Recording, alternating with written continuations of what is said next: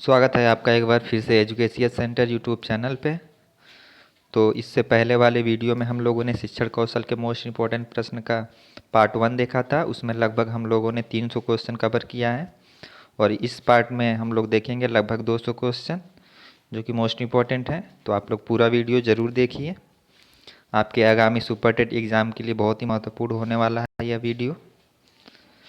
तो हम लोगों ने प्रीवियस वीडियो में देखा था, ये क्वेश्चन हो गया था, छात्र छात्राओं का विद्यालय में मूल्यांकन हेतु प्रयुक्त होने वाले प्रश्नों के प्रकार में प्रयोग नहीं किया जाता तो आत्मनिष्ठ, जो आत्मनिष्ठ विधि होता है वह प्रयोग नहीं किया जाता है। तो अब हम लोग इस वीडियो में नेक्स्ट क्वेश्चन से देखेंगे।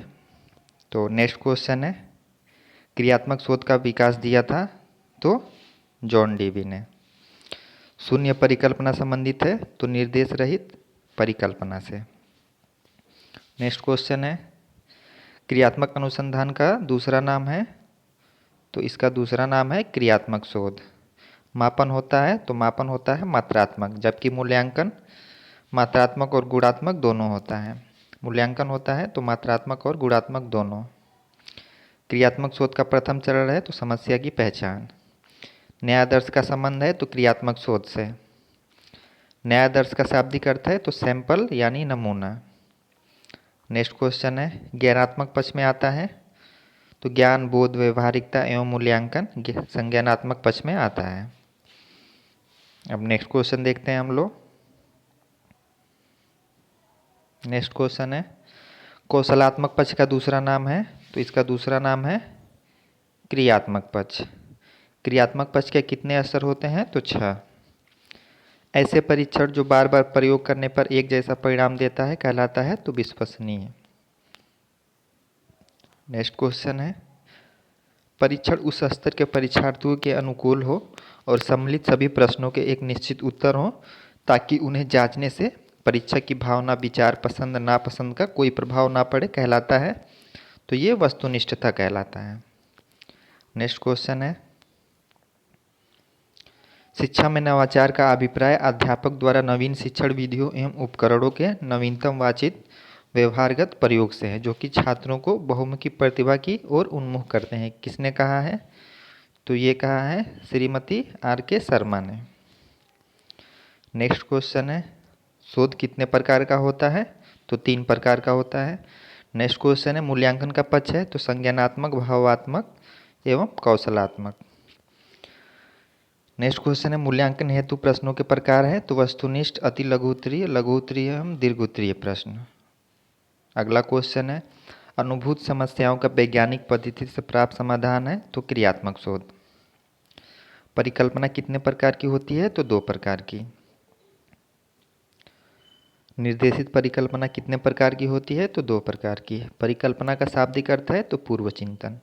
नेक्स्ट क्वेश्चन है, क्रियात्मक शोध के चरण प्रदत्त विश्लेषण में कितनी स्थितियां होती हैं तो 2। समस्या का प्रस्तावित उत्तर है तो परिकल्पना। नेक्स्ट क्वेश्चन है, नवाचार क्या है तो शिक्षा में नित्य नवीन परिवर्तन नवाचार है। शिक्षा में नित्य नवीन परिवर्तन। नेक्स्ट क्वेश्चन है, क्रियात्मक शोध के अंतर्गत संपूर्ण जनसंख्या का छोटा सा भाग कहलाता है तो ये कहलाता है न्यायादर्श।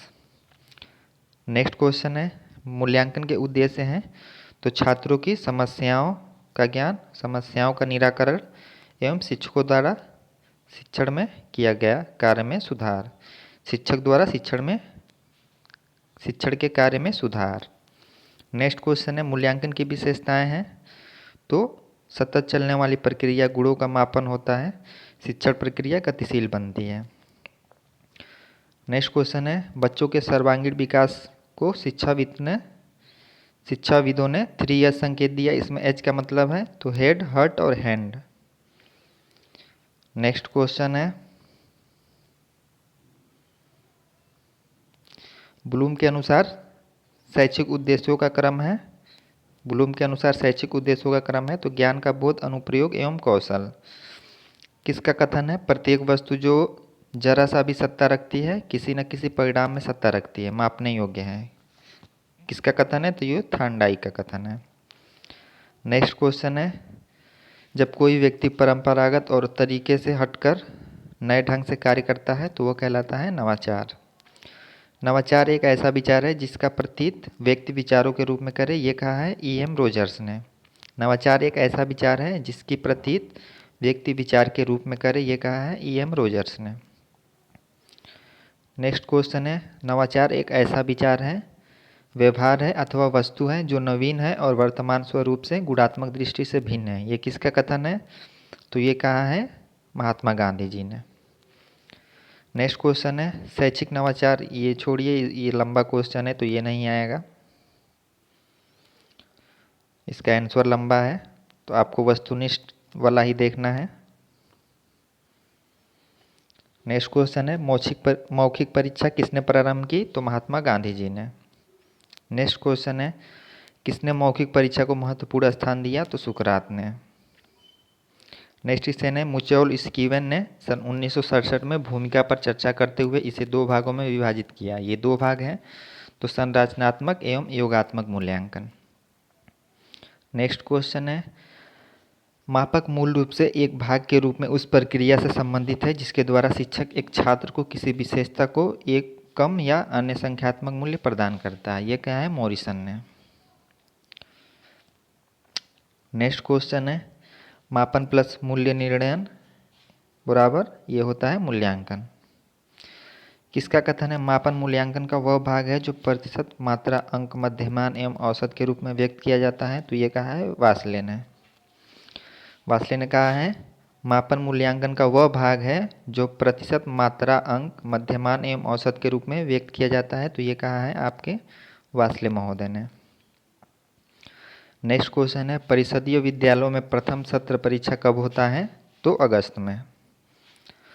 नेक्स्ट क्वेश्चन है, द्वितीय सत्र परीक्षा परिषदीय विद्यालयों में कब निर्धारित किया गया है? तो दिसंबर में। नेक्स्ट क्वेश्चन है, निदान शब्द का प्रयोग किसके लिए किया जाता है? तो मापन के लिए। अगला क्वेश्चन है, शैक्षिक नवाचार के अंतर्गत आते हैं तो शिक्षण अधिगम, मूल्यांकन एवं विद्यालय प्रबंधन।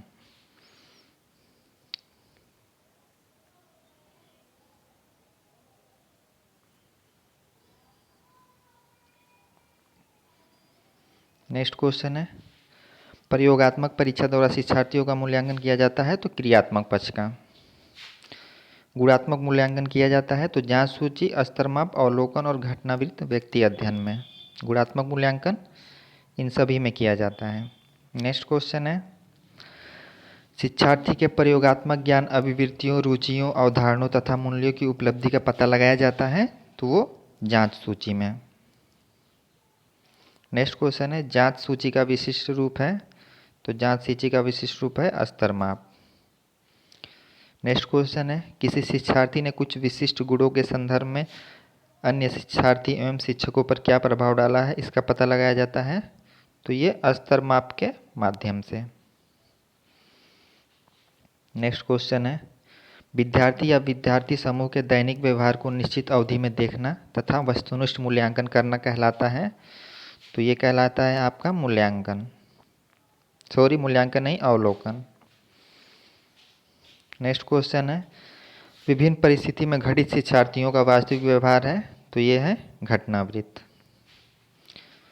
नेक्स्ट क्वेश्चन है, निदान एवं उपचार द्वारा समस्याओं के कारण एवं निवारण किया जाता है तो व्यक्तिगत अध्ययन में। नेक्स्ट क्वेश्चन है, भारत में भाग्य का निर्माण इसके कक्षों में हो रहा है, यह कथन है? तो ये कथन है शिक्षा आयोग जो 1964-66 में बना था। अगला प्रश्न है, वह संसार दोषपूर्ण है जिसके स्कूल दोषपूर्ण है, यह कहा है? तो ये कहा है H.G. वेल्स ने।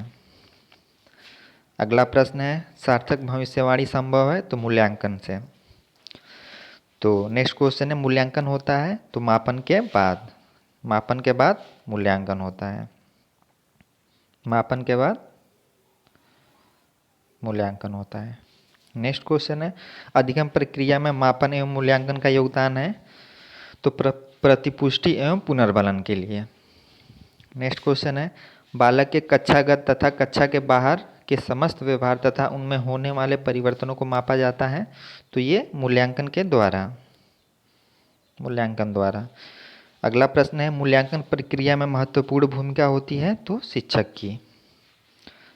अगला प्रश्न है शैक्षिक प्रक्रिया प्राणहीन है जब मापन एवं मूल्यांकन नहीं होगा वहाँ पे शैक्षिक प्रक्रिया प्राणहीन है।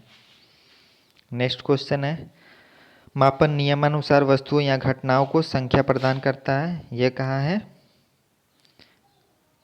कार्ल लिंगर महोदय ने। मापन का अर्थ है तो वस्तुओं को अंक प्रदान करना, यह है मापन का अर्थ।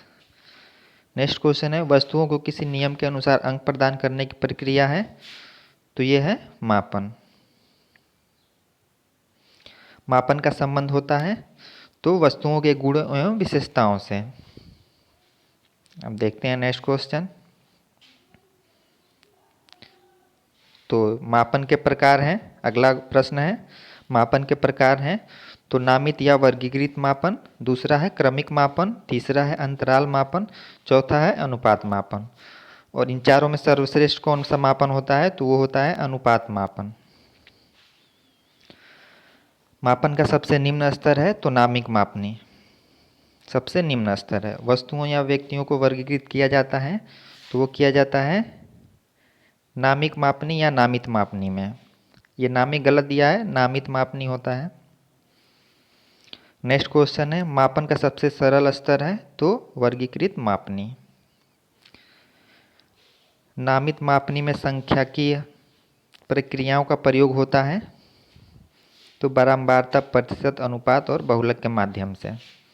अगला प्रश्न है मापन का दूसरा स्तर है तो जो मापन का दूसरा स्तर है वो है क्रमिक मापनी। मापन का दूसरा स्तर है संख्याओं द्वारा व्यक्तियों या वस्तुओं को क्रम प्रदान किया जाता है तो वो क्रमिक मापनी में। क्रमिक मापन में क्रम होता है तो न्यूनतम से उच्चतम या उच्चतम से न्यूनतम। सामाजिक आर्थिक स्तर का मापन होता है तो क्रमिक मापन के द्वारा। नेक्स्ट क्वेश्चन है मापन का तीसरा स्तर है तो मापन का तीसरा स्तर है अंतराल मापन।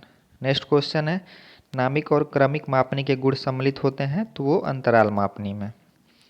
अगला प्रश्न है अंतराल मापनी को कहते हैं तो समान अंतराल मापन।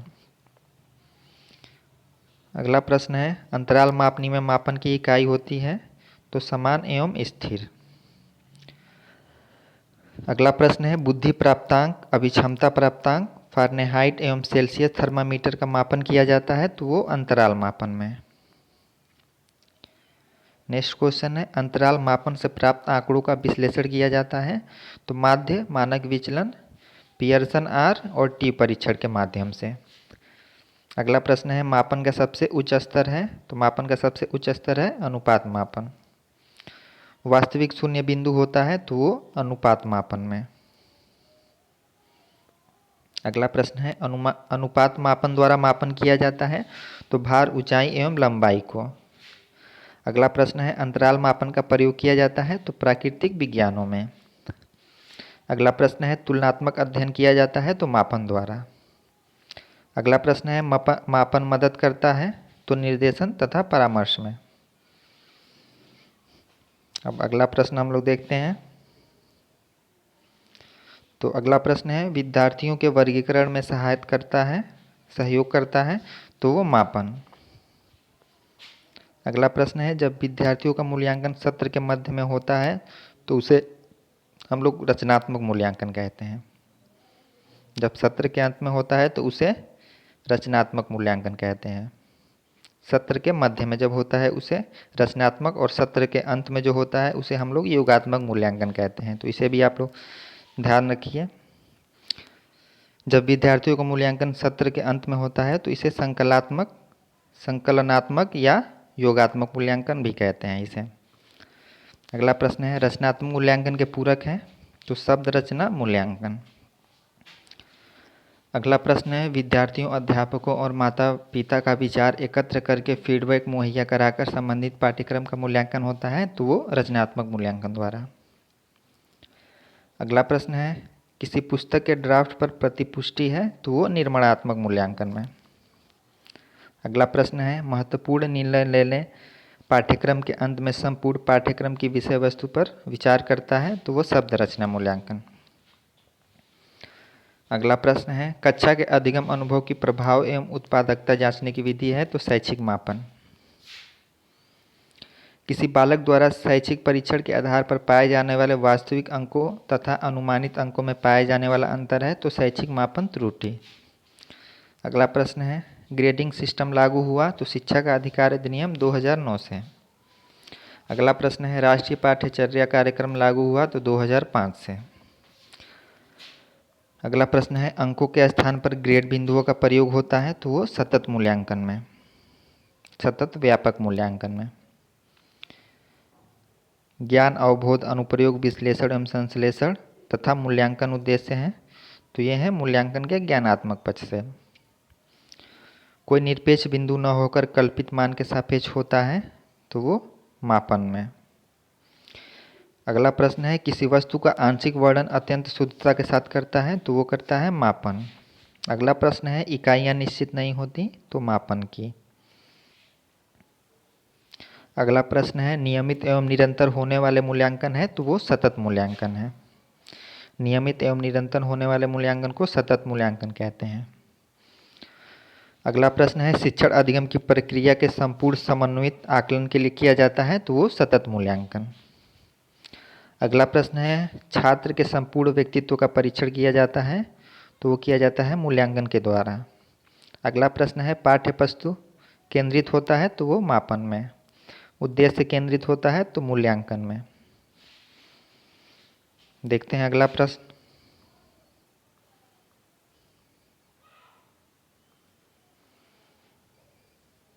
अगला प्रश्न है, घटनाओं के लिए प्रतीक का निर्धारण करना जो विभिन्न घटनाओं की उपयोगिता अथवा महत्व को लाक्षणिक रूप देता है तो यह कार्य है मूल्यांकन का।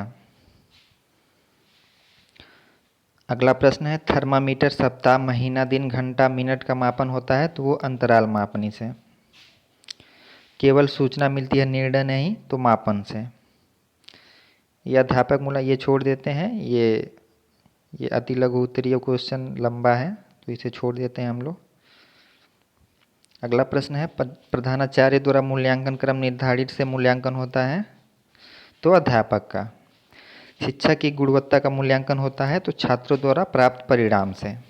अगला प्रश्न है, शिक्षा की गुणवत्ता से निर्धारित होता है तो शिक्षा के विभिन्न लक्ष्य। अब यहाँ से आरंभिक पठन कौशल है जो कि आपके शिक्षण कौशल के सिलेबस में है। हर एक क्वेश्चन सिलेबस के अनुसार है, कोई भी क्वेश्चन सिलेबस के बाहर नहीं है तो आप लोग पूरा वीडियो ज़रूर देखिए। आपके दोनों वीडियो में पार्ट 1 और पार्ट 2 शिक्षण कौशल के दोनों वीडियो में पूरा 500 क्वेश्चन है जो कि आपका शिक्षण कौशल का हर एक टॉपिक कवर किया गया है। तो अब पहला क्वेश्चन देखते हैं आरंभिक पठन कौशल से। तो पहला क्वेश्चन है, पठन वह जटिल अधिगम प्रक्रिया है जिसमें दृश्य श्रव्य सर्किटों का मस्तिष्क के अधिगम केंद्र से संबंध निहित है। यह कथन है तो कैथरीन ओकानर का। अगला प्रश्न है, लिखित भाषा के ध्वन्यात्मक पाठ को कहते हैं तो मौखिक पठन। अगला प्रश्न है, पठन की क्रिया में आवश्यक है तो अर्थ ग्रहण करना। अगला प्रश्न है, वह क्रिया जिसमें शब्दों के साथ अर्थ ध्वनि में भी निहित है तो वो कहलाती है वाचन। वाचन के माध्यम से शब्दों पर उचित बल दिया जाता है तो पठन कौशल में। वाचन से प्राप्त होता है तो अक्षर उच्चारण ध्वनि बल निर्गम सस्वरता आदि। तो पठन कौशल के कितने उद्देश्य हैं तो पठन कौशल के 10 उद्देश्य हैं। अगला प्रश्न है, बालकों के स्वर में आरोह अवरोह का ऐसा अभ्यास करा दिया जाए कि वे यथा अवसर भावों के अनुकूल स्वर में लोच देकर पढ़ें तो ये पठन कौशल का प्रथम उद्देश्य है।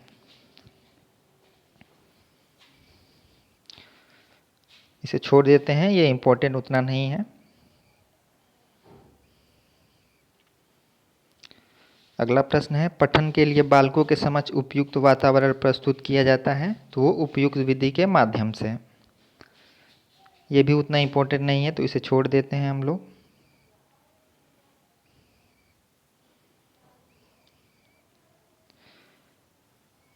ये भी इम्पोर्टेंट नहीं है, ये नहीं आएगा एग्जाम में आपके।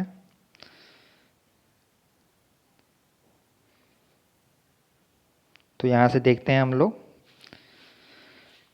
तो बार बार आवृत्ति या पुनरावृत्ति के माध्यम से अभ्यास कराकर उच्चारण संबंधी दोषों का निवारण किया जा सकता है, तो आवृत्ति पुनरावृत्ति विधि द्वारा।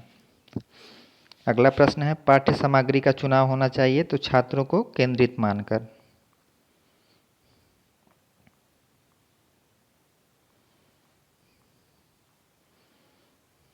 अगला प्रश्न है, शिक्षा प्रबंधन है तो जो शिक्षा प्रबंधन है वह है एक विशेष प्रक्रिया। शैक्षिक प्रबंधन आवश्यक है तो विद्यालयी संस्था के।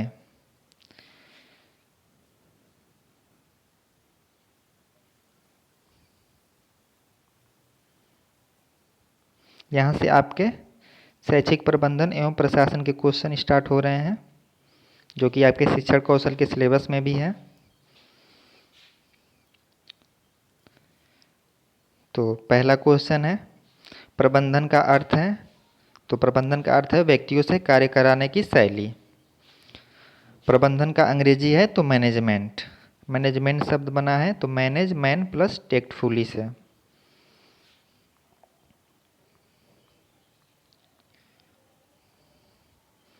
पहला क्वेश्चन हम लोग देख लिए थे। तो दूसरा क्वेश्चन है, शैक्षिक प्रबंधन आवश्यक है तो विद्यालय संस्था के संचालन में। स्वतंत्रता पूर्व शिक्षा प्रबंधन का उद्देश्य था तो सीमित ज्ञान जिससे कि अंग्रेजी शासक में क्लर्क बन सके। स्वतंत्रता पूर्व शिक्षा प्रबंधन का उद्देश्य था। अगला क्वेश्चन है, शिक्षा को जीवन से जोड़ने का प्रयास किया गया तो वो स्वतंत्रता के बाद। अगला प्रश्न है, विद्यार्थियों को शिक्षा प्राप्त करने हेतु अनुकूल वातावरण मिलता है तो ये मिलता है आपके शैक्षिक प्रबंधन से। अगला प्रश्न है, भौतिक एवं मानवीय संसाधन का उचित प्रबंधन है तो वह है विद्यालय प्रबंधन। अगला प्रश्न है, विद्यालय में शिक्षक, प्रधानाचार्य, विद्यार्थी एवं अन्य कर्मचारी हैं तो यह है मानवीय संसाधन। अगला प्रश्न है, विद्यालय में कक्षा, फर्नीचर, खेलकूद का सामान है तो ये है भौतिक संसाधन।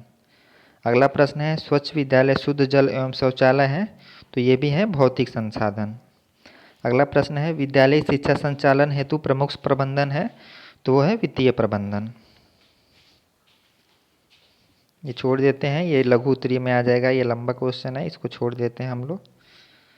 इसका आंसर लंबा है, आपको बस वन लाइनर देखना है। तो यहाँ से देखिए, समाज सेवी संस्थाएं हैं तो वह है विश्व बैंक और यूनेस्को। अगला प्रश्न है, विद्यालय बजट का प्रबंध करता है तो वो प्रधानाध्यापक। अगला प्रश्न है, शिक्षण कार्य उद्देश्य विहीन है तो पाठ्यक्रम के अभाव में। पाठ्यक्रम के अभाव में शिक्षण कार्य उद्देश्य विहीन है तो पाठ्यक्रम होना चाहिए। अगला प्रश्न है, तो रुचिकर एवं उपयोगी। अगला प्रश्न है, विषय को आधार मानकर पाठ्यक्रम को नियोजित करना है तो यह है विषय केंद्रित पाठ्यक्रम। अगला प्रश्न है, बालक को केंद्रित मानकर पाठ्यक्रम बनाया जाता है तो वो बाल केंद्रित पाठ्यक्रम में।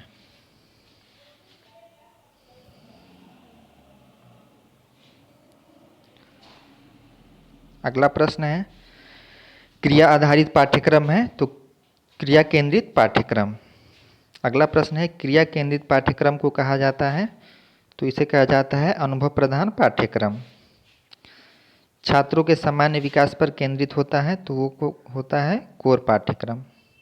अगला प्रश्न है, शैक्षिक, मानसिक तथा ज्ञानात्मक पक्ष का विकास होता है तो वो पाठ्यक्रम संबंधी कार्यक्रम से।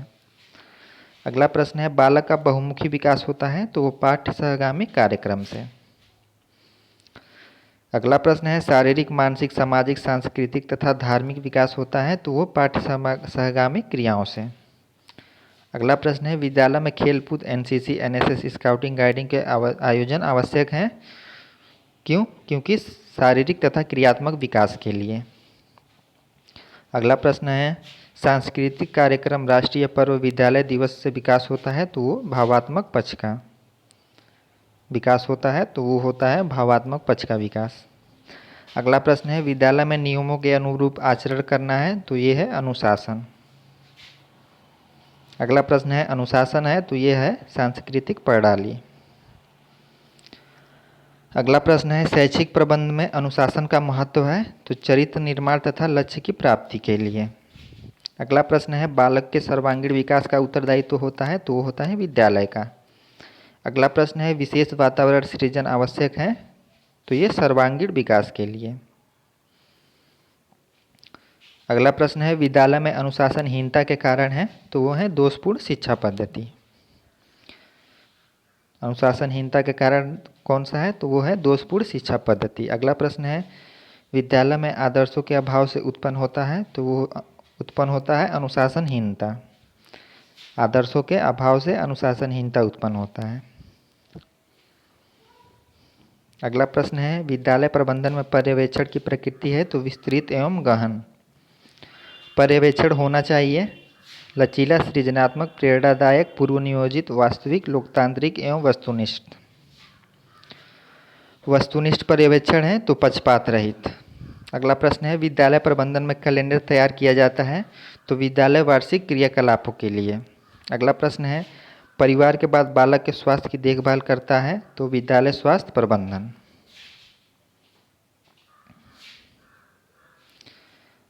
अगला प्रश्न है विद्यालय में शिक्षार्थियों की कठिनाई का निवारण होता है, तो वो शिक्षार्थी कर्मचारी सेवा प्रबंधक द्वारा। अगला प्रश्न है शैक्षिक प्रशासन का अभिप्राय है, तो शैक्षिक प्रशासन का अभिप्राय है शिक्षा की संपूर्ण व्यवस्था। अगला प्रश्न है शिक्षालय से संबंधित आंतरिक एवं बाह्य व्यवस्थाओं का समेकित रूप है, तो वो है शैक्षिक प्रशासन। अगला प्रश्न है शैक्षिक प्रशासन का स्वरूप होना चाहिए, तो गत्यात्मक एवं नवीन। अगला प्रश्न है अगला ये कोटेशन है शैक्षिक प्रशासन सेवा करने वाली ऐसी गतिविधि है जिसके द्वारा शैक्षिक प्रक्रियाओं के लक्ष्यों की जानकारी ढंग से प्राप्त किया जाता है। यह कथन है, तो यह कथन है रफनर महोदय का। इम्पोर्टेंट नहीं है, इसे छोड़ भी सकते हैं आप लोग। शैक्षिक प्रशासन की आवश्यकता है, तो ये है आवश्यकता शैक्षिक उद्देश्यों को प्राप्त करने के लिए। अगला प्रश्न है शिक्षकों एवं छात्रों के मार्गदर्शन के लिए आवश्यक है, तो शैक्षिक प्रशासन। अगला प्रश्न है शिक्षा में नवीन प्रविधियों का क्रियान्वयन किया जा सकता है, तो वो किया जा सकता है शैक्षिक प्रशासन के द्वारा। अगला प्रश्न है शैक्षिक प्रशासन रोकता है, तो शिक्षा में व्याप्त अपव्यय को। अगला प्रश्न है शैक्षिक प्रशासन के स्वरूप हैं, तो केंद्रित स्वरूप और विकेंद्रित स्वरूप। अगला प्रश्न है जब शिक्षा व्यवस्था का संपूर्ण दायित्व एक केंद्रीय सत्ता के अधीन होती है, प्रशासन के केंद्रित स्वरूप में। अगला प्रश्न है स्थानीय प्रशासन का महत्व न होकर राज्य सत्ता ही शिक्षा पर हावी होती है, वो होती है प्रशासन के विकेंद्रीकरण में। प्रशासन के विकेंद्रीकरण में। अगला प्रश्न है शिक्षा के केंद्रीकरण की शुरुआत सर्वप्रथम कहाँ हुई, तो वो हुई रूस में। अगला प्रश्न है प्रशासन के केंद्रीय पद्धति का दोष है, तो वो दोष है लोकतांत्रिक सिद्धांतों की अवहेलना। अगला प्रश्न है शैक्षिक प्रशासन के विकेंद्रित स्वरूप की अवधारणा का विकास हुआ, तो वो हुआ ग्रेट ब्रिटेन एवं संयुक्त राज्य अमेरिका में। अगला प्रश्न है शिक्षा व्यवस्था की संपूर्ण जिम्मेदारी एक संस्था पर न होकर सभी शासन सत्ताओं पर होता है, तो वो होता है प्रशासन के विकेंद्रित स्वरूप में। अगला प्रश्न है वर्तमान में भारत शिक्षा प्रशासन पद्धति प्रचलित है, ये प्रचलित है विकेंद्रित पद्धति। अगला प्रश्न है भारत में विकेंद्रित पद्धति देन है, तो ब्रिटेन की। अगला प्रश्न है शिक्षा प्रशासन में लोकतांत्रिक सिद्धांत का पालन होता है, तो विकेंद्रित पद्धति में।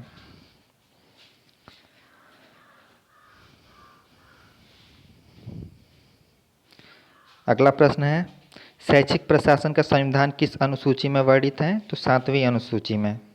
शैक्षिक प्रशासन का संविधान किस अनुसूची में वर्णित है, तो 7वीं अनुसूची में। 7वीं अनुसूची में कौन सी सूचियां हैं, तो संघीय सूची, राज्य सूची और समवर्ती सूची, ये 3 सूचियां हैं। भारत में शैक्षिक प्रशासन अनुगमन करता है, तो संवैधानिक व्यवस्था का। अगला प्रश्न है संविधान में शिक्षा को रखा गया है, तो ये रखा गया है समवर्ती सूची में। अगला प्रश्न है प्राथमिक शिक्षा बुनियादी शिक्षा सम्मिलित है, तो मानव संसाधन विकास मंत्रालय, जो कि अब शिक्षा मंत्रालय के नाम से जाना जाता है। राज्य सरकार शिक्षा पर व्यय करती है, तो ये करती है 15 से 20%। अगला प्रश्न है शैक्षिक प्रशासन संबंधित है, तो विद्यालय प्रबंध से। अगला प्रश्न है, संगठन के व्यवस्थाओं के सिद्धांत के प्रणेता थे? तो रॉबर्ट प्रेस्थस। भारत में स्वतंत्र रूप शिक्षा विभाग की स्थापना की गई? तो ये की गई 1945 में। राष्ट्रभाषा हिंदी का विकास दायित्व है? तो केंद्र सरकार की। अगला प्रश्न है, निरीक्षण में सुधार लाने की प्रक्रिया है? तो पर्यवेक्षण। पर्यवेक्षण के माध्यम से निरीक्षण में सुधार लाने की प्रक्रिया है। अगला प्रश्न है, पर्यवेक्षक को कार्य करना चाहिए? तो मित्र के रूप में। अगला प्रश्न है, पर्यवेक्षण का कार्य होता है? तो ये प्रधानाचार्य द्वारा। पर्यवेक्षण एक प्रकार से शैक्षणिक विकास का मूलाधार है। किसका कथन है? तो ये कथन है कोठारी आयोग का। अगला प्रश्न है, पर्यवेक्षण का उद्देश्य है? तो शिक्षण कार्य का मूल्यांकन करना।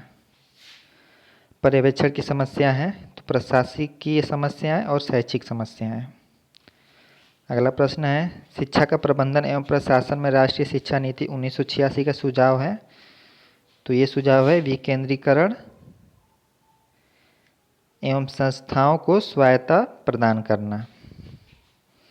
अगला प्रश्न है, भारत में निरीक्षण एवं पर्यवेक्षण का प्रारंभ हुआ? तो 19वीं शताब्दी में। अगला प्रश्न है, भारत में निरीक्षण एवं पर्यवेक्षण का सर्वप्रथम प्रयोग हुआ? तो वो चेन्नई में हुआ था।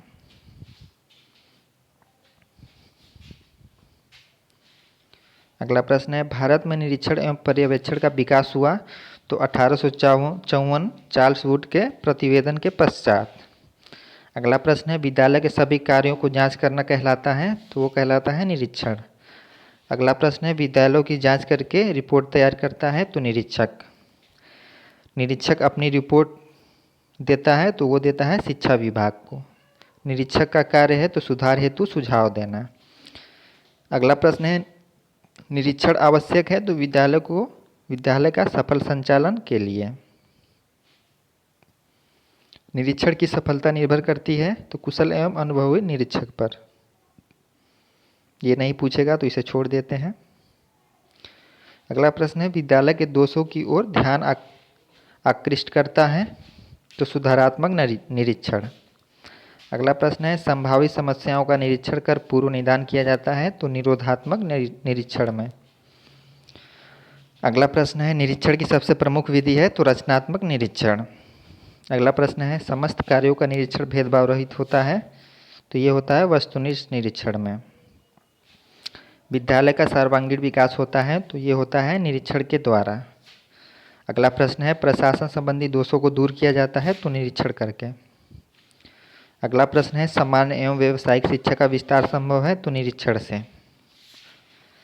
अगला प्रश्न है, निरीक्षक का दृष्टिकोण होना चाहिए? तो आशावादी एवं वस्तुनिष्ठ। अगला प्रश्न है, शिक्षक को परस्पर विचार विमर्श की स्वतंत्रता होनी चाहिए? तो निरीक्षण में। अगला प्रश्न है, निरीक्षण में प्रयोग करना चाहिए? तो नए विधियों एवं प्रविधियों का। निरीक्षण वर्ष में करना चाहिए? तो त्रैमासिक। तो ये था लास्ट क्वेश्चन। तो यहाँ पे पूरे 500 क्वेश्चन कंप्लीट होते हैं। पार्ट 1 में हम लोगों ने 300 क्वेश्चन देखे थे और पार्ट 2 में टोटल 200 क्वेश्चन है। तो आप लोग को अगर वीडियो अच्छा लगा हो तो और दोस्तों के पास भी शेयर कीजिए, जिससे और लोगों को भी लाभ मिल सके। तो अब मिलते हैं नेक्स्ट वीडियो में। धन्यवाद।